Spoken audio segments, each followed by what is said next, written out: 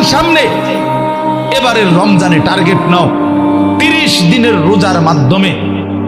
দিল থেকে আল্লাহর কাছে এইভাবে 30টা দিন হাতে গুনে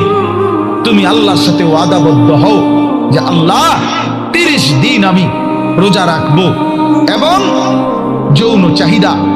লজ্জাস্থানের চাহিদা, অশ্লীলতা, বেহায়াপনা, নর্তকী, নাচ গান, উলঙ্গ ছবি দেখা,